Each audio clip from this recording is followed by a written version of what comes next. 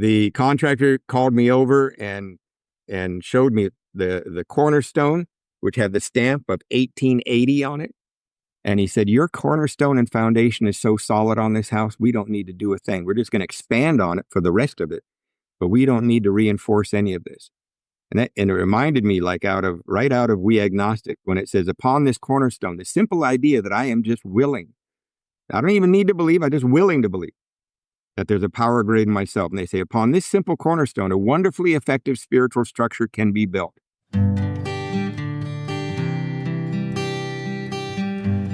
Well, hello, friends of Bill W. and other friends. You have landed on Sober Speak. My name is John M. I am an alcoholic, and we are glad you are all here, especially newcomers. Newcomers, that is, both to recovery as a whole and newcomers to this podcast. Sober Speak is a podcast about recovery centered around the 12 steps of Alcoholics Anonymous. My job here on Sober Speak is simple. My job is to provide a platform to the amazing stories of recovery all around us. Consider Sober Speak, if you will, your meeting between meetings. Please remember, we do not speak for AA or any 12-step community. We represent only ourselves. We are here to share our experience, strength, and hope with those who wish to come along for the ride. Take what you want and leave the rest at the curb for the trash man to pick up. Greetings from Studio AA, deep in the heart of Texas. That was the voice of our friend, Mr. Karl M, that you heard at the beginning of this episode, and you're going to hear so much more from Karl in just a moment, but I was a little extra long there on that one, right? The but. First things first, this here episode is brought to you by Sherry, Ian, Teresa, and Terry. And so you're out there pondering, you're saying, what exactly did Sherry, Ian, Teresa, and Terry do? Well, they went to our humble little website, I must say. They clicked on the little yellow donate tab and they made a contribution. So thank you so much, Sherry, Ian, Teresa, and Terry. This here episode number 413 with Karl M, is coming right out to Ewan's. So we I'm laughing because I just got off a call with my internet provider, AT&T, and they always want to know how can we make your day wonderful today, and how are you doing, and all that sort of stuff. And I think I handled it okay. I probably could have handled it a little bit better, but I don't think it was to the point to where I needed to make amends. In fact, I said to the individuals I was talking to, hey, listen, this is nothing personal with you. We've just been dealing with this for a year here, me and the lovely Mrs. M, for a long time. And if we could get this rectified, solved, figured out, I sure would be most appreciative. And so anyway, so I kind of taking a deep breath. And you know what it says in the big book? This is a day, every day is a day where we must carry the vision of God's will into all of our activities. Well, I try, but it's just, it's so tough with AT&T. but I know they're trying their best. But I am doing a search for alternate internet providers in my area. We're just going to see how this all works out. And I think I talked a couple of weeks ago, maybe it was last week, and maybe it was 3 weeks ago. I don't really know. But the Frisco group, which is where I attend meetings, we got asked to leave where we were for a variety of reasons. And we'd been in that trailer for 25 years. And we're looking for a different space. And it's been really a kind of a spiritual experience. It has been it's been something that we as a group have embraced and tried to make the best of it. And we're working out some plans right now to where we think we're going to be somewhere and all that kind of good stuff. But it's been really like a trek, like a journey, like a seeing, okay, where's God going to take us with this? But anyway, that's neither here nor there. But if you're ever in the Frisco area and you want to pop by our new facility, wherever that may be, coming up for very soon, just let me know. Write me at John, JOHN, at soberspeak.com. All right. This right here is this episode right here is Mr. Karl M. He is from Covina, California. And the title of this episode is Build a Strong Foundation. Karl has been sober since 1987. We talk about his experience at the international convention in Vancouver recently. We talk about his recent haircut. We'll chat a little bit about that. How his name ended up on some AA bathroom wall somewhere. His life as a circuit speaker, his relationship with his children, the sober living houses that he operates, his ultimate third step test, how he operates an AA boot camp is what he calls it, and how it's important to build a strong foundation. Ladies and gentlemen, without further ado, I present to you Mr. Karl M. Enjoy. Okay, everybody. So we are back on the podcast with a guest that we've had in the past, but it's been quite some time.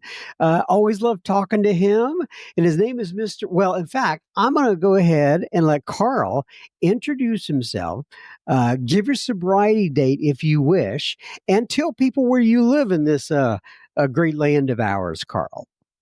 You bet, John. My name's Karl. I'm an alcoholic. Actually, Karl Morris, since this is not AA, give it all out. And you can even do that in AA. My sobriety date is January 21st, 1987. I was 25 years old when I got to Alcoholics Anonymous. You can't see me on camera right now, but I got some wrinkles going on these days. I've been here for a significant part of my life. I live in Covina, California. My home group is cleverly called the Covina Group of Alcoholics Anonymous. I'm sure the old timers in Covina had at least 5 business meetings to come up with that meeting. But anyway, if you don't know where Covina is, if you're downtown Los Angeles at midnight and you point your car directly east out to the desert, out to Palm Desert or Palm Springs, and you leave downtown heading directly east, and if it's at midnight, it'll only take you about 20 minutes and you'll hit Covina. But if it's 3 p.m, 2.5 hours, you better plan for. But yeah, when I come across the hills in Covina Hills, I can actually see downtown Los Angeles from Covina. Yeah. And I can't remember last time we talked. Did you have the long hair, or is that a recent? No, my barber retired. I had the same barber for ever since I got out of the military and moved to Covina. And so for 30 years, I had the same barber, and he retired about 1 year and 2 months ago. And I just kind of said, screw it. And I've just I've let my hair grow. And so now I look like I belong in 1974. People tease me and say that I look like Frank Gallagher from Shameless. And right, where your hair is kind of all messy and hanging there. But, yeah. Hey. I'm the way my life is right now. I don't have to answer to a boss, and so hey, I can grow my hair long if I want. I was going with the kind of the Jesus look. That too. You can do that too. Or somebody even teased me. My friend Judith Roberts said that I look like the singer from the Swedish band ABBA. Is what she teased me. I sent her a big rolling eye emoji on that one.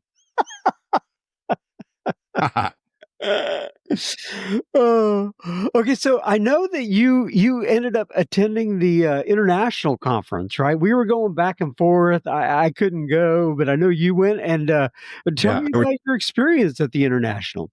Oh, it was spectacular! It was spectacular. I got to tell you, yeah. The only thing that might have been difficult, the attendance was about maybe 1/4 less than it is when it's in the States, and that just has to do with border issues and maybe a lot of people's fear of being turned away at the border, and a few people were turned away at the border. Canada's kind of serious about not letting multiple DUI offenders in there. They're narrow-minded. I got to tell you, they're very narrow-minded.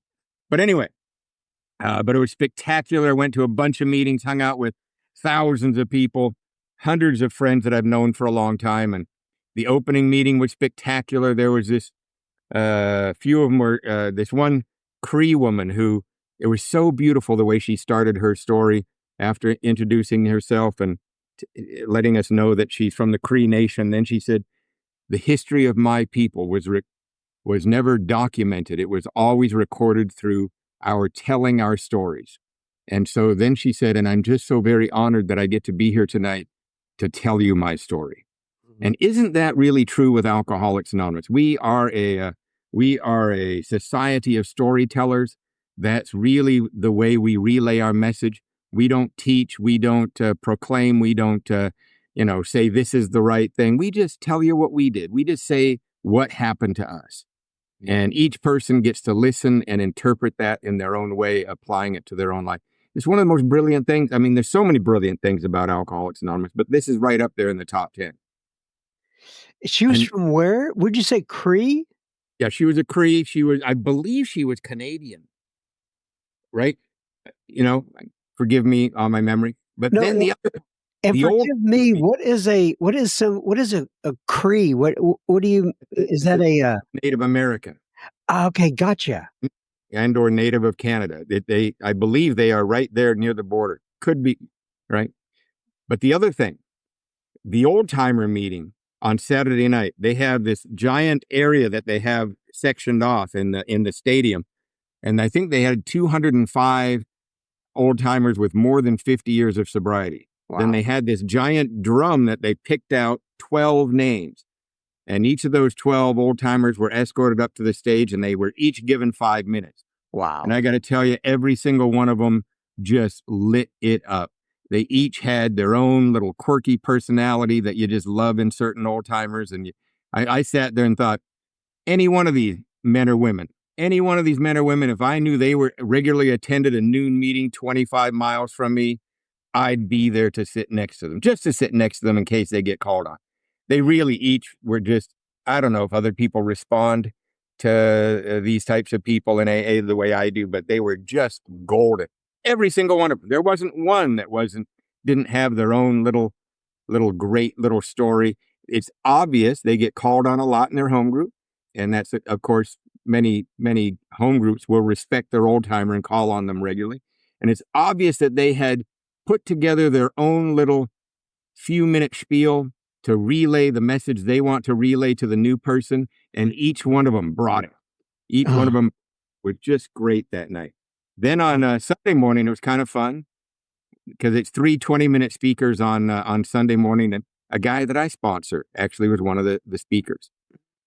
And so that was kind of fun to listen to him, and he did a great job. Marty S. out of Arizona, and he kicked butt. He really kicked butt.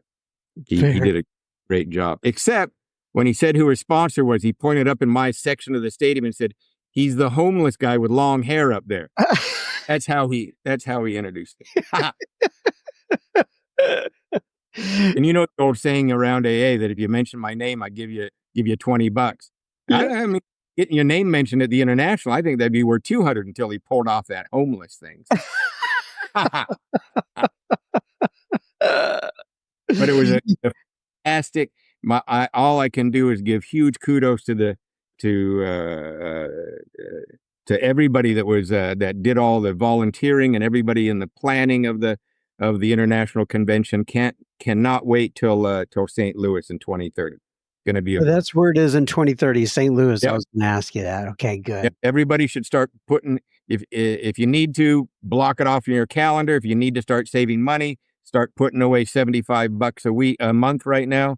Mm-hmm. and save up, because it does take a few $1,000s to go to the international. You do need to piece that together somehow. Right. I was thinking about when you were talking about those 50-year-old or 50-year sobriety attendees that I remember going to. I think it was at the international in San Antonio. They had them like at 40 years, and it Mhm. seems like every 10 years or so, they bump up the no. I'm sure at some point it's going to be old timers with 60 plus years sobriety It, because we're getting older. it might, but there is a certain point, right? Nobody's made triple digit sobriety yet, so we can't go too far, right? You can't get too far because just chronologically, there is a limit as to, otherwise you're going to run out of people. You'll wind up with one guy. So,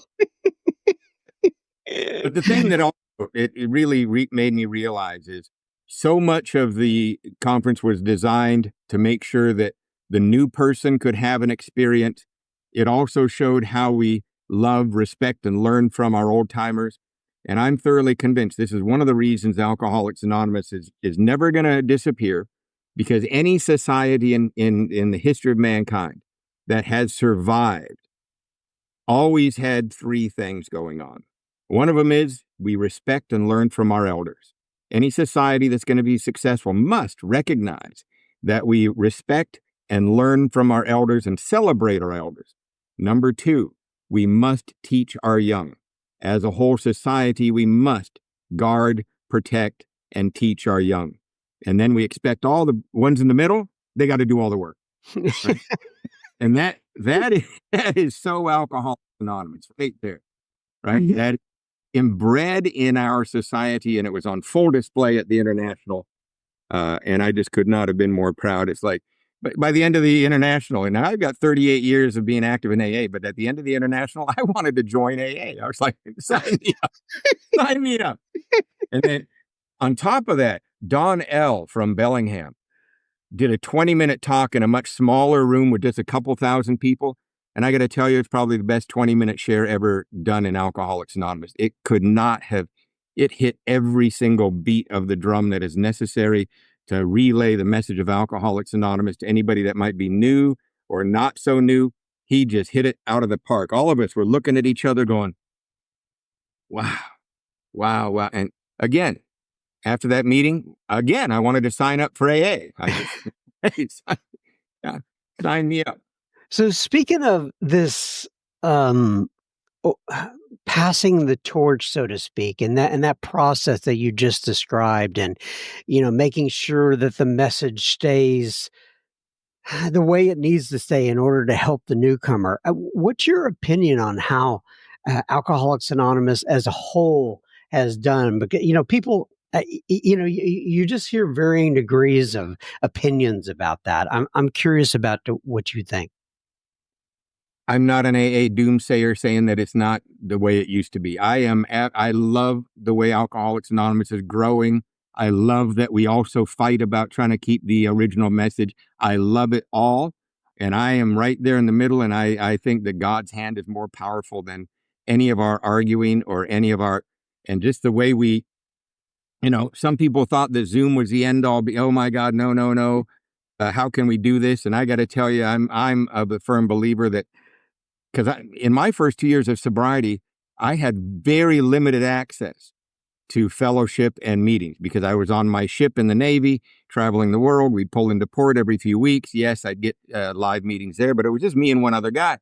Man, oh man, would I have ever loved to have Zoom and be able to tap into some of the amazing traditions workshops, listen to speakers, be on hybrid meetings. My home group here in Covina, we are fully hybrid. Our room is set up with big screen TVs, and one of our biggest commitments is being the Zoom person. We have trained about 20 young people to take turns handling the Zoom 6:15 a.m. meeting. We got 45 people on Zoom. We got 90 people in the room. We interact. They do some of the reading. They get to share. We all get to see them on the big screen TV. Our Sunday night speaker meeting is hybrid. They read. The speaker is always live though in the room. But we have utilized Covina, decided to fully utilize everything that is Zoom. I get it that some people have decided that Zoom is the only thing, and maybe that is separating. But at the same time, we, as people get older, there's some of our absolute treasures that probably had to stay out on the road a little bit longer, and it would have been nicer to have let them stay at home at 86 years old. and be able to share with the convention through technology. That would have been kinder. Maybe they could have lived a little bit longer. Maybe, their families would not have been as upset about them traveling through airports and question cheap hotels, because it's not always beautiful hotels you get put up in when you travel. Right. So it's just wonderful. I think that for the most part, people are truly keeping the message that is delivered in the Big Book of Alcoholics Anonymous and the doctor's opinion as to what actually alcoholism is. I truly believe that the solution is still being absolutely properly translated in 90% of the world. Yes, there are pockets around where it's goofy and you show up and you go, oh my God, is this really AA? What are they talking about? Okay. Okay, so what? Especially in this day and age, if you can't bring it on yourself to go shopping around to the myriad of available AA and find out what is good for you, that's on the individual. I don't think I agree that way back when there was no Zoom, there were no giant state conventions and roundups and going on all over the place, all over the country, that even if you're out 30 miles out, you hear that there's a conference coming. Go hear that message and then bring it back to your area. And if you don't like what's happening in your area, create the fellowship you crave, create it yourself. There is no more excuse. And I don't even think new people are dying as a result of somebody improperly carrying the message. Because really, did Bill really carry the message properly to Bob? Did he? Who knows? Who knows? Did Bill and Bob really carry the message properly to Bill Dotson? Who knows? They were winging it. They were absolutely winging it. And I always encourage new people, go wing it yourself with what you got. Do your best. If you do your best, God's with you. You can't do any damage. They've already destroyed their life. Go wing it. Your gut. Good shot. And I think AA is getting stronger and stronger just in different ways. And the program is still there, but the method by which we communicate is definitely changing. And I think that's beautiful. Yeah, I do. I'm with you.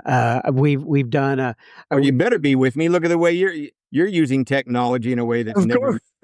You'd better not be against it, my friend. Hey, I tell you what. When I first started this podcast, there was, and this was before the pandemic, right before COVID came along and all that sort of stuff.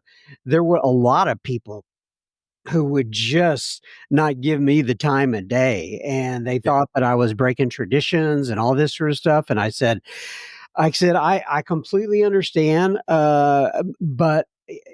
And then Zoom came along during the pandemic, and all that changed, right? And all of a sudden, people were not afraid to come on and record with me or do whatever they needed to do, and it was the same thing I was doing. But Zoom, isn't it strange how we accept change when our back is against the wall in our life, right?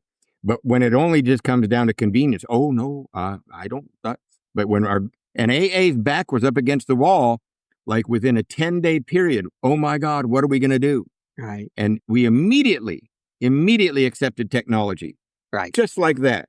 Right. It's just sort of like when our back's up against the wall and the judge says, get sober or go to jail for 3 years. Boy, do we ever have a quick change of mind right there, don't we? That's the same thing as our whole society did with technology. When our back against the wall, oh yeah, what a great idea. Yeah. I'm sorry. I lost my train. I was going to say that when I got to delete this. I completely forgot what I was going to say, Carl. You can edit it. Yeah, I'm good. Yeah, I can edit it, or I may just leave it in there. Who knows? Yeah, because it's more real that way. All right. Well, one of the things I was going to talk to you about is, remember when they had the non-smoking and smoking deal back in the day? So everybody thought that it was going to be the end of AA when you had how was the newcomer going to make it through an hour meeting without being able to I was one of those. I used to smoke, and I I thought there's no way a new person can sit through a meeting without. Yeah. Yeah. I got a funny story about that. Yeah. So right here in Covina, Covina is a pretty big group. We have like our group has many meetings within our group, but we have a steering committee that oversees the meeting, and we all meet at one hall that called the San Gabriel Valley Alano Club, and that has a separate board of directors of the Alano Club. Then the Covina group has a steering committee. They are mostly separate people. Every once in a while, there's one that sits on both, but in general, over the decades, we have kept it separate. At this point, back when they changed the smoking, I was actually president of the board of directors of the Alano Club. I was about 10 or 12 years sober at the time, and the city, all of Los Angeles, was coming down on the smoking, and we were arguing amongst ourselves a lot. And I was one of the ones. Oh, we're a private club. We can allow smoking in a private club. Some people were agreeing, other people were saying, but no. And of course, they were right. Getting rid of smoking in when other people have to sit around is exactly the right thing to do. But I was, ignorant at the moment. But what was really funny, we stood fast for a while on allowing the smoking, and the city called me because I was president of the Alano Club, and they say, we need to talk to the president of Alcoholics Anonymous. And I go, well, there's no such thing. There's nobody to talk to. And so you won't be able to do anything, Mr. City Official. And he goes, well, you're the president of the Alano Club. I go, well, yeah, but that's just the Alano Club. That's not AA. And he goes, well, legally, the direct order we're going to make is going to be directly at you, and you'll be getting something in the mail. And I'm like, oh. And so in the mail, like, oh, I wish I would have saved this. I wish I would have saved this. The city sent a letter to Carl Morris, president of Alcoholics Anonymous. They decided to just transfer over from president of the Alano Club. They don't care. They don't care about the separation of it. They don't need to know. And they went and they sent that letter, and I like, oh my goodness. And they demanded we stop, and that's when we stopped. But I should have kept that letter where Covina called me the president of Alcohol. I could have brought that up and shown some new people these days. This is who you're dealing with. It's like I used to work for a company. I'm in technical sales, and I used to work for this company. And for whatever reason, they decided to call the salespeople solution executives, and so I would carry that. That card around, and I would let people like my wife know, well, hey, if you ever need a solution executive, look, I've got a card right here that proves it. Right there. I am your there is a solution executive. If you just listen to me, honey, we'll be on the right track. And the other thing I wanted to bring up from what you were chatting about earlier, and that is the number. Okay, so you and I are fortunate enough, or you live in the LA area, Southern California area. There, you can't throw a stick without, hitting an AA meeting. I live in the North Dallas area. It's the exact same thing. We have meetings all over the place. But there are a lot of people, in fact, a lot of people who listen to this podcast that are in more remote type areas that don't have access to, 7 meetings a day or 7 meetings a week or whatever it is. And they need some sort of communication that is like outside the norm, so to speak. And that's part of the reason I love having guys like you on, because people in Covina, you froze up on me. You 4 or 5 times a week if you're at the meetings, wherever you are, right? But the people that are, John, kind of in outlying areas or across the pond or wherever they are internationally, they're not able to hear guys like you. And that's part of why I wanted to start this podcast, was to get the word out, because, and as you know, people used to go to conferences and they would pick up tapes of guys like you, but they were not able to, unless they were at that conference, they weren't able to, sometimes hear tapes of folks like you. So anyway, just very interesting. Let's let folks know what happened. I don't know. I heard some thunder and lightning outside my office here. As we call this Studio AA, Carl.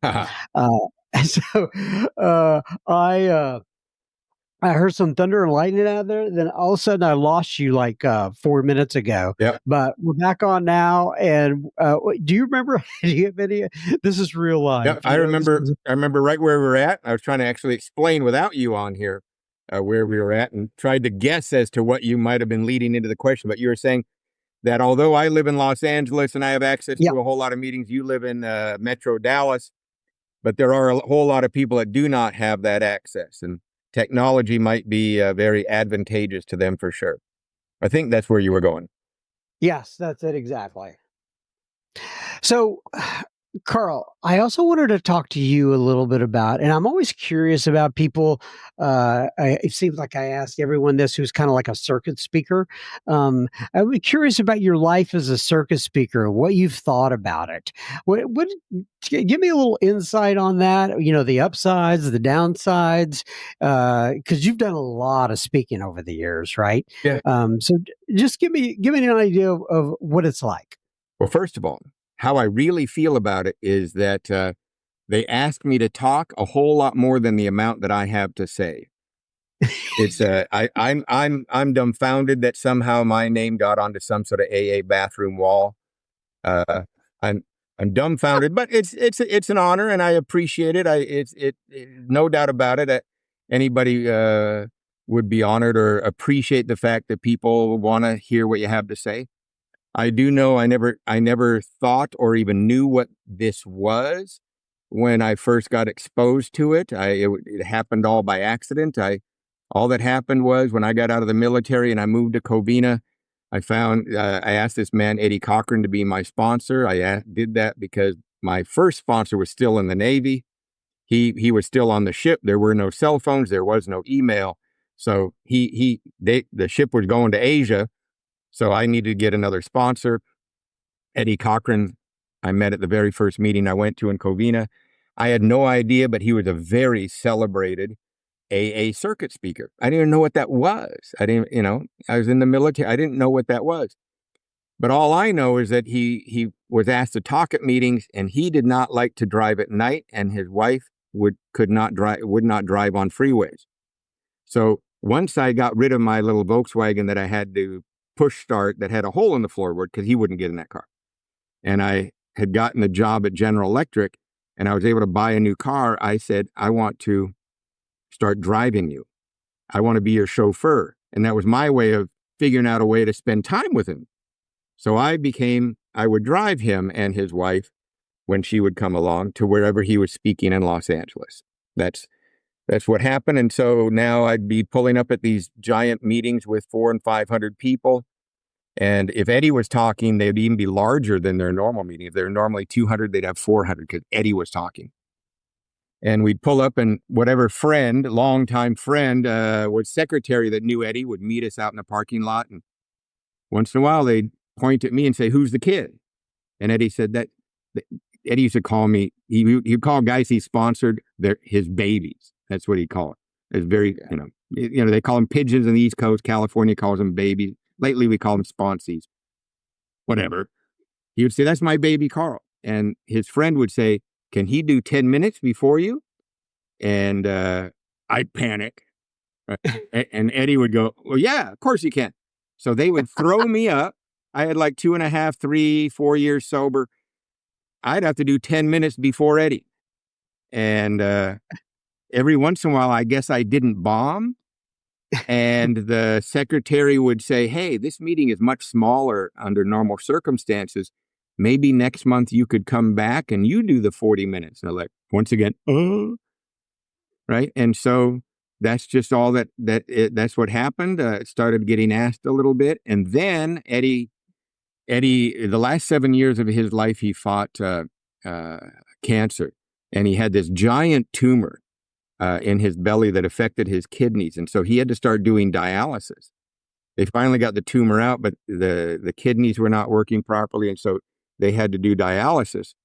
And some Saturday afternoons when he's supposed to be in North Hollywood, he would call me and go, "Carl, I know you're supposed to drive me out to North Hollywood, but dialysis really kicked my butt today and I can't go.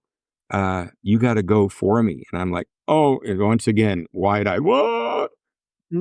So now I know I have to pull up into a parking lot where there's hundreds of people waiting to hear Eddie Cochran.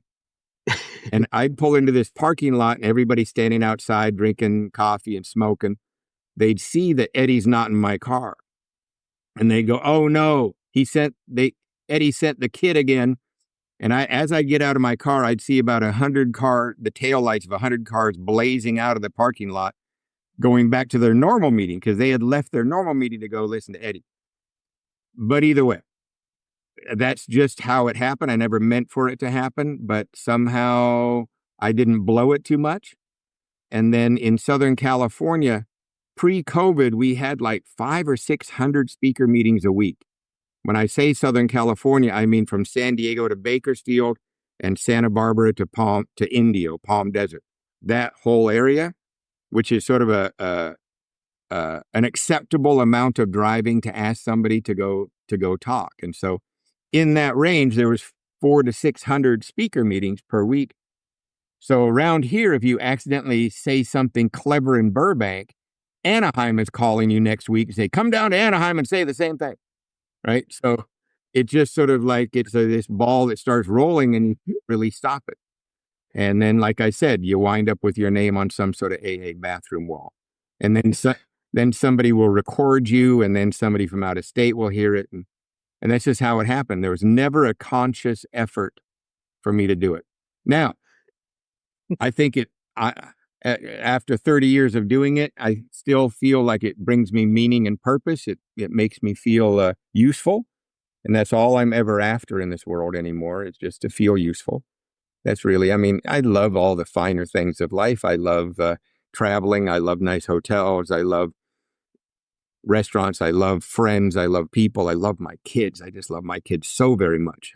It's like that is, as a human being, that is really a huge thing,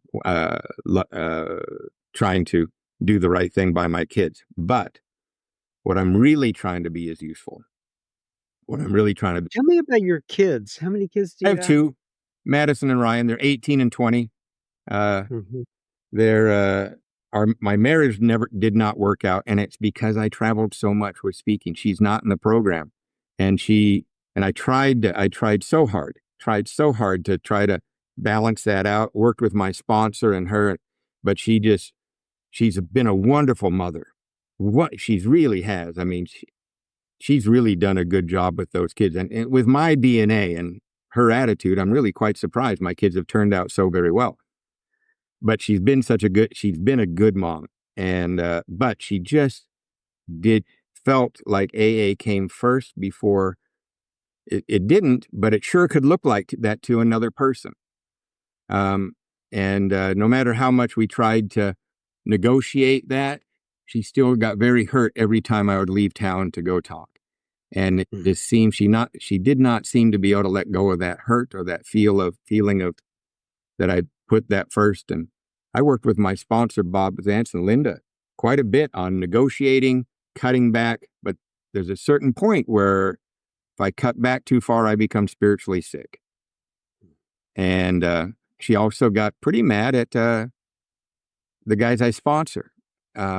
She would say things like, "Are you telling me that your daughter was in the car when that felon was in the car too?" And I go, "Well, that's just Pete. Pete, I've known him for, what do you mean? Pete was in prison for 5 years. Oh yeah, that's right, he was, but he's fine now." So, and granted, I get it from the non-alcoholic point of view. Yeah. I get it. There's no way to explain to a non-alcoholic what we do for our recovery any more than there's a way to explain why we drink the way we did. They are confused by both. And she was confused by both. And she never saw me drink. Very confused as to why. She thought AA was sort of a hobby, right? Mm-hmm. And that I would cut down on this hobby but it's turned out that we had to move to Plan B, where we got divorced, we separated, we moved into 2 townhouses 7 minutes apart instead of being in the same house, and the kids went back and forth. They still go back and forth, and it's Plan B. We had to operate in Plan B, and God works in Plan B also. And the kids have turned out really quite well. They both are really good in sports. They've done great in school. My son just graduated high school, moving on to college. My daughter's in the third year of college.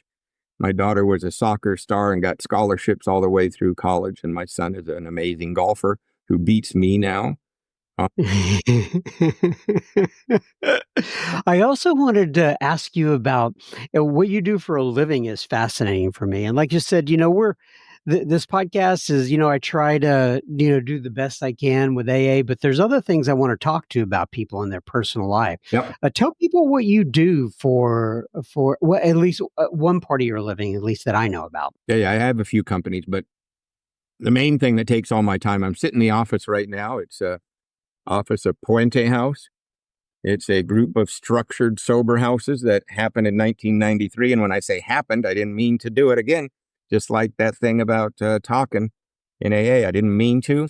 I was working for General Electric when I went back to college to get my degree. I got a job with General Electric with them for a few years, and I was in the middle of interviewing with Microsoft. My degree is in telecommunications and computers.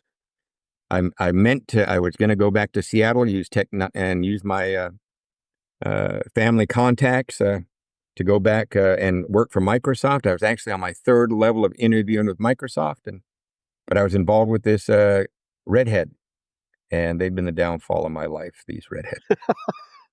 And she wanted to do this. She wanted to start a women's house. And she said, if you really love me, you'll finance me to do this. And so I bankrupted myself to do this for her. And I mean, I didn't but man, I leveraged everything and borrowed money from my brother and started this for her so she could do this. And indeed, she started it up. And then where my office is a 13-bedroom, 5-bathroom home with my office here. And another man called me and said, hey, this used to be a treatment center here. And he said, you need to take this over. I said, his name was Chris Spencer. I've already bankrupted myself on that other house. It's a historical landmark at Covina, actually. I don't got the money. He says, I didn't ask you whether you wanted to or you had the money to. I'm signing your name onto this title because my accountant says I need to get this property off my roll here. And I'm like, what? And he literally signed this property over to me and we made a financial agreement that I could not say no to. This was 1993. And so I still working for GE, and and it's getting bigger and bigger. She's handling it, but then she took off. She took off. She took off with another man. Right there on that front porch there, I'm standing there watching her drive off with another man. We'd had a big argument, and she took off and with him right there. I just watched it right there. And I turned around and there's like 30 or 40 of the residents from this property and the other property that had come over because they heard there was this big fight. And they looked at me. I remember that right on this point. They were all looking and going, because their security is now threatened. Candace is gone. What's Karl going to do? And I remember right here, right in this very chair I'm sitting in. Well, I've got a new chair and right? But I remember thinking, what am I going to do? And I was late to get to work at GE because the argument and I was late, and I just something came over me, and I picked up the phone and I called my boss at GE and said, Tom, seems like my life has just changed, and I'm not going to make it into work today. And he goes, oh, well, you need a couple days off. I go, well, no, I really mean that my life has truly changed. And I don't think I'm coming back. And he says, Karl, I know you're interviewing with Microsoft and they're asking me for a recommendation here. And if you do this, I don't know. I love you, Karl, and I want the best for you, but I won't be able to give you and I go, I understand. And he said, I wish you the best, whatever's going on. And I go, thank you. And I called my sister-in-law, who was in the first few hundred employees of Microsoft, who was vouching for me for that interview. And I called her and I'm really, really sorry, but I'm stopping the interview process. She was mad. She was mad. She stuck her neck out. And I sat down in this chair that I'm sitting in right now, and I believe it's like it was the ultimate third step test. Are you going to do what's right in front of you, Karl? And are you going to sit down and take what is being put right on your lap, or are you going to go with what you think your plan is? And my life changed in that moment. That was February or March of 1994, like 7 months after we had started. And I've been sitting in this desk since that point for 31 years now. Now we have 70 beds, 3 locations, 11 people help me run this. And what we do is we create a living environment that is designed to promote recovery enthusiasm. Everybody goes to 14 meetings a week if they are in here. If they are not working, 9 meetings a week if they don't. They got to have 2 commitments. They got to get a sponsor. We do big book studies, step study workshops. Lots of old timers run workshops and meetings right here on the property. All 3 of these properties are walking distance from that home group I was talking about earlier at the San Gabriel Valley Alano Club. They have 37 meetings a week to choose from. There's also another 110 meetings in the Covina area right here within 5-10 minute driving. So Covina literally has a couple of 100 meetings a week to choose from. There is a hotbed of recovery here. And so we just are like an AA boot camp here. And we deal with probation, we deal with family services, we deal with the courts, we deal with employers. So basically, we act as a gate, a doorway for society to send somebody here, because we deal with all of those outside agencies that run across alcoholics in trouble. They send them to us. We say, okay, you're safe here. We have structure and rules, but where your real recovery is right over there. It's called Alcoholics Anonymous, and we're going to teach you how to do it properly. So we teach people how to do Alcoholics Anonymous. That's all we do. We don't do any professional counseling. We don't have any medical staff, so we don't take anybody with that needs detox. We are partners with a few places that actually do the detox. But once they are stable, they come here and they live in an environment that is conducive to recovery enthusiasm. Right? And so that's what I've been doing in between meetings since 1993. And it's now, 2025. I've grown old in this chair. But I love it. And so if somebody's in Southern California and they're looking for your home, they would go to, what's the website? Give it to them. puentehouse.org. PUENTE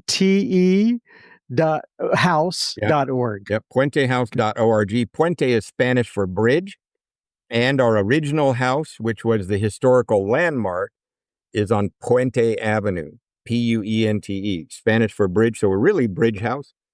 And what also was so wonderful is that was a historical landmark of Covina. In 2016, I was able to, through some donations from my family and everything, we were able to do a $1 million remodel on the women's house. We have 1 women's house, 2 men's houses, that historical landmark. The city actually worked with us, and the Historical Society of Covina worked with us, and we got to completely remodel that house. And they only asked me to make it look exactly the same from 2 angles on 2 main streets that cross there, that it needed to look like it originally did, but everything in the back we could expand and grow. And yeah, we we doubled it, more than doubled it in size, and modernized everything. And we're able to design it to be the most spectacular women's sober house in the East San Gabriel Valley. And love it. what was also awesome was also when they tore it down to the foundation, the contractor called me over and showed me the cornerstone, which had the stamp of 1880 on it. And he said, your cornerstone and foundation is so solid on this house, we don't need to do a thing. We're just going to expand on it for the rest of it, but we don't need to reinforce any of this. And it reminded me, like right out of We Agnostic, when it says, upon this cornerstone, the simple idea that I am just willing. I don't even need to believe, I'm just willing to believe that there's a power greater than myself. And they say, upon this simple cornerstone, a wonderfully effective spiritual structure can be built. And I got to tell you, that's exactly what we found in that cornerstone was so solidly in place. that they were able to completely redesign and remodel that house right on that same foundation. And I would encourage anybody listening that if you build a strong enough foundation, and it's really just based on the idea that I'm willing to believe, just upon that simple idea, your whole life can be redesigned over and over again so that we can be of maximum service to God and our fellows. Because that's really what our point is in this world. I'm fairly convinced. I, like everybody else, get diverted a lot. Squirrel over here. I need to go after that. Oh, I gotta go. But really, we're just supposed to be of service to God and our fellows. And that's what I hope I do sitting in this desk. That's what I hope I do. Oh, I love it, Carl. As always, I never know really what we're going to talk about when we end up spinning this thing up, but we say a little prayer on the beginning and see where God takes us. And Well, you he took do a great job winding me up to get me going. In fact, in the middle of this thing, when we dropped out, Yeah. or what, I don't know what happened there. You sent me a text and you were with a smiling face, and I guess I ran out of things to say, but I knew if we got back on, you'd have some more to say, and I'm glad you did. Yeah. So hopefully you can edit all that out. There's about 5 or 6 minutes that I was staring blankly going, well, he should be back any time, but I think he wanted just to go down this road, so edit that out. We'll figure it all out. And even if it's not edited out, people will get a real taste of what happens here. So anyway, all right. So I end it with page 164 from the Big Book of Alcoholics Anonymous. It says, abandon yourself to God as you understand God. Admit your faults to Him and to your fellows. Clear away the wreckage of your past. Give freely of what you find and join us. We shall be with you in the fellowship of the Spirit. And you will surely meet some of us, like me and Karl M, as you trudge the road of happy destiny. May God bless you and keep you until then. Once again, Mr. Karl, thank you so much for joining me today. I appreciate it. Always my pleasure. It's good to see you. We'll chat again soon. Always so good to have Mr. Karl M on the podcast. Thank you very much, Mr. Karl M. And I look forward to seeing you soon, having some more conversations with you soon. You're really an inspiration, not only to me, but to others. And thank you for your service to AA throughout all these years. All right. So now on to a little bit of listener feedback. Barb writes in, and the subject line is Dave F. And I got a lot of subject lines with Dave F. If you haven't heard his 2 episodes. By the way, we have 2 more episodes coming up here in the near future. But Barb writes, hey, John, I hope this message finds you well. It does, Barb, except for those AT&T people. Anyway, she says, I was wondering if you could let Dave know I am interested in his workshops, unless it's men only. And if it is, I could pass it on to some of my guy friends. I was wondering where, when in the Pacific Northwest he may have those. I would also be interested in the format he suggested for emotional sobriety, spiritual growth, those questions that he formatted from the Big Book. Well, as you know, Barb, I replied to you, copied Dave F. on the email, and good luck. I'm sure he will get you all the information there. Julia writes in, and once again, the subject line is Dave F. And she says, good morning, John, from Perth, Australia. She says, thank you so much for your faithfulness in service. Would you be able to give me more information on Dave F., episode 405, and how I could get in touch with him or listen to his workshops or Zoom meetings? Regards, Julia L. As you know, Julia, I also replied to that and copied you on Dave F.'s email address, and I'm sure he got you over the information you needed. All right. Oh, and here's this is a little bit, we got a couple of emails here that are outside the lines of what we usually get. In other words, it's a little bit, I don't know, I'll just read them and you can soak it in however you want to. Shlomi, and I hope I'm pronouncing that right, writes in, and it's called episode 410, Requests to Address Hate Speech in Your Podcast. And Shlomi says, hey, John, thank you for the podcast. I've been listening. Oh, I've really enjoyed listening to them for a while now. And that's why it hit me by surprise to come across this. He's talking about episode 410 with Andrew A. I want you to flag it right away. The speaker uses really offensive and derogatory language, including words like, and I'm not going to say what they are, right? But using them to symbolize something negative in my mind. This kind of language shouldn't be left in a podcast without context. His message, and he's talking about Andrew's message of recovery, shouldn't serve as a cover for hate speech. I ask that you either remove these sentences or address them directly in the episode. I appreciate your work and hope you take this seriously. Thank you and all the best, Shlomi. And Shlomi's from Berlin, by the way. He said I could use his first name and where he's from. So Shlomi, as you know, we kind of went back and forth on email a little bit. Here's what I tried to do with a podcast. I do not want to filter individuals. I realize there may be some offensive language sometimes. I actually put some quote trigger warnings, if you will, at the beginning of that episode. We marketed it as explicit, and I mentioned, that there's 400 plus other episodes. And I completely understand what you're saying, but here's the deal. When I bring in people to share on this podcast, I don't want to filter them. I want them to be able to say whatever they would say in a group. And I know Andrew, he does say these kinds of things within a group setting, and also whatever they would say at a podium. I want them to feel free to share whatever they would feel share at a podium. And so I appreciate it. I am sensitive to you. And I did as much as I could to warn people on the front end. In fact, that wasn't even the part that I thought people would be offended by. Andrew offends a lot of people, but and I don't think he does it intentionally. It's just the language, kind of coarse language, etc. So anyway, thank you for writing in. Now, Bob writes in after leaving an email, and this was an interesting one as well. So Bob he sent in a voicemail to me. And in his voicemail, he said basically, okay, he did a search for is AA a cult? I think this is how it went down.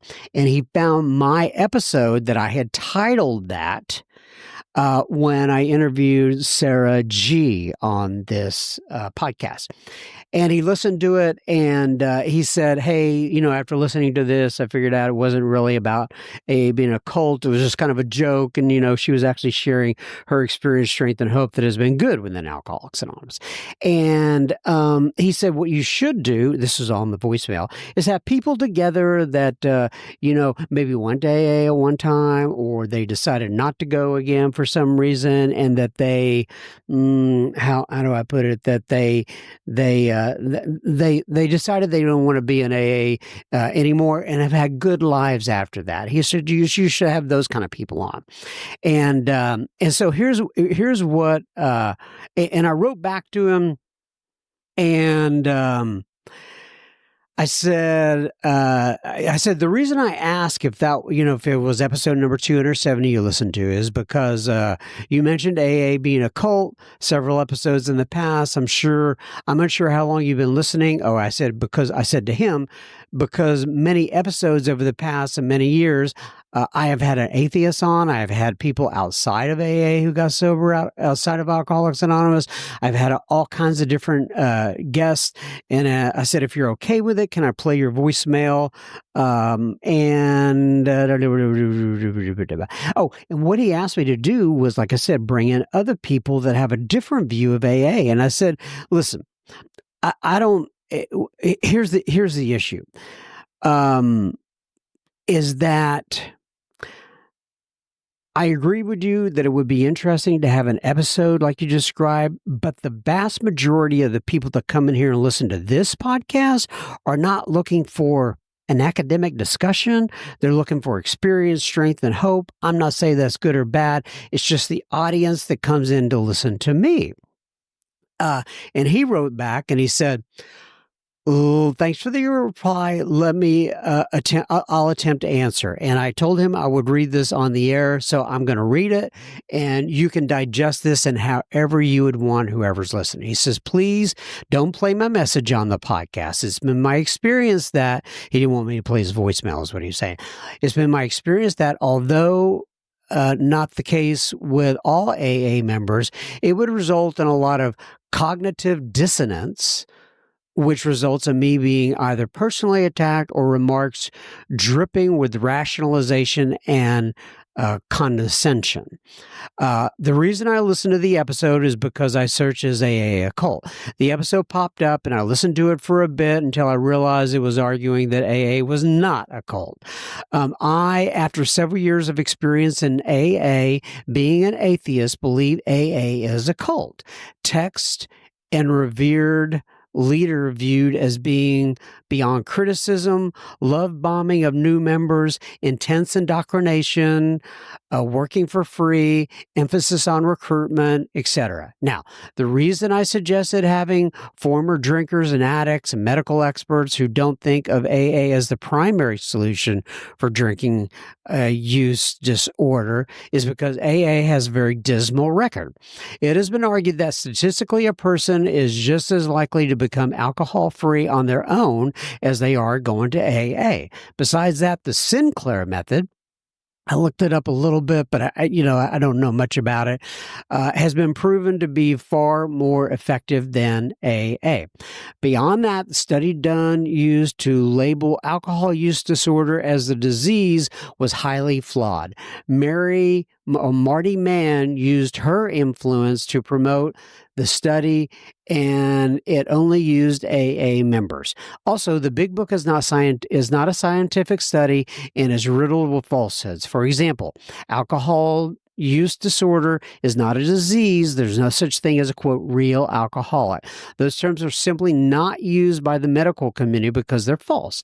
Alcohol use disorder has nothing to do with immorality or lack of spirituality. AA got all its tenets from the Oxford group, which was a cult whose leader was a fascist supporter, including of Hitler's regime.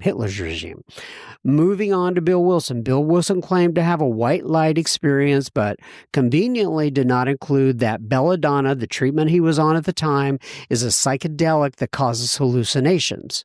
He was also known as a 13-stepper.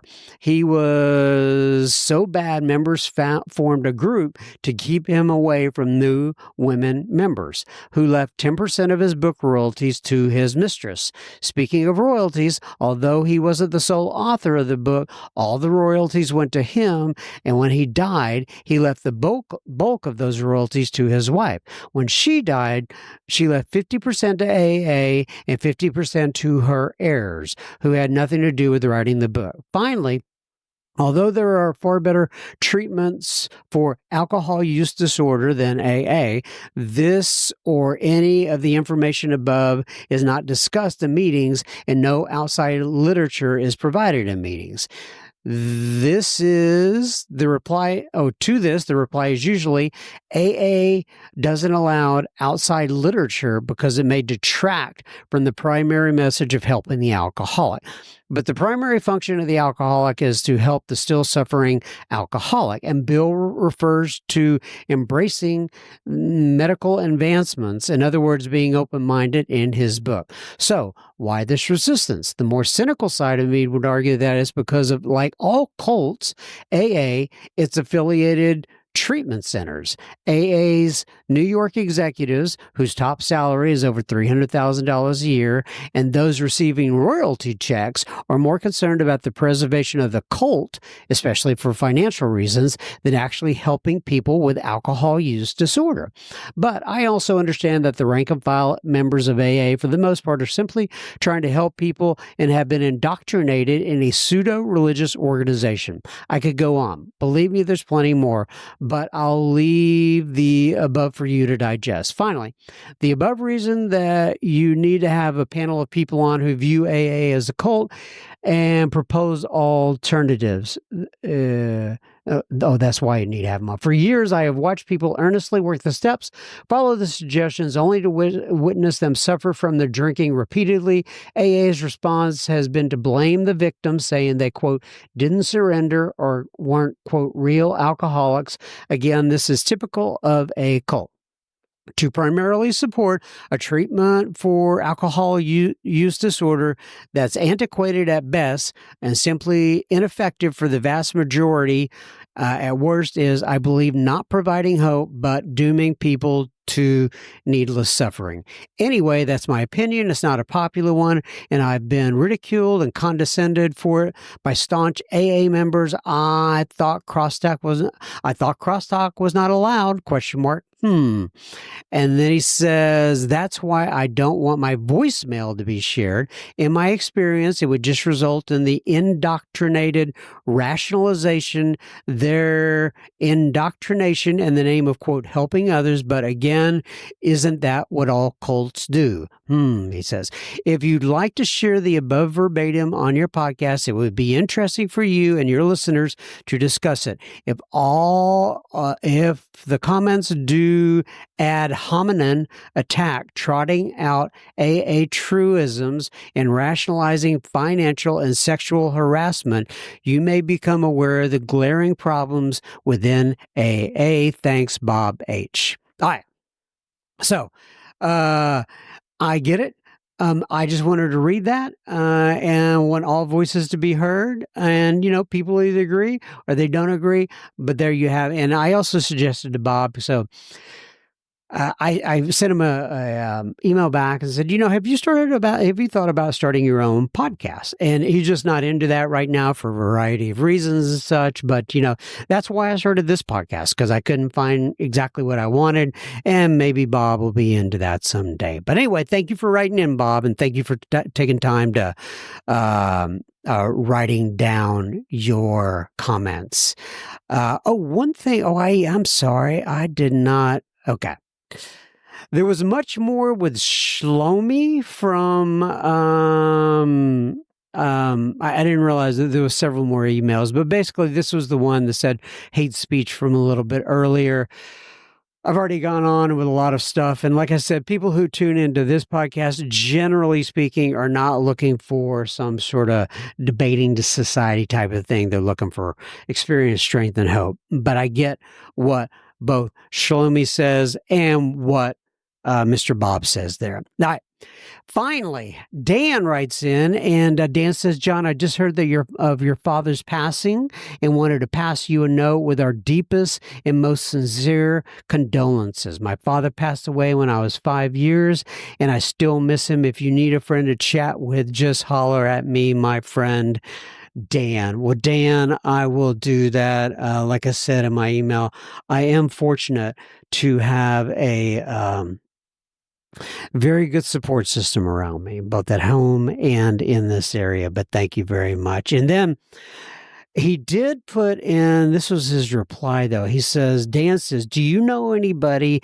in the Savannah, Georgia area? Work has put me down there for a year or so, and I don't know anybody. Just wondering, Dan. So if you're out there in the Savannah, Georgia area, and you want to write me at John, JOHN at soberspeak.com and reference Dan S. and the fact that he's coming to Savannah, Georgia, that'd be fantastic. Okay. So, all right, everybody. So there's a little bit of a different feedback than normal, but it's just like life. What's his name say? Forrest Gump, right? Sometimes it's chocolate. I don't know. Open up a box of chocolates. I'm digressing now, but anyway. All right. So keep coming back. It works if you work it.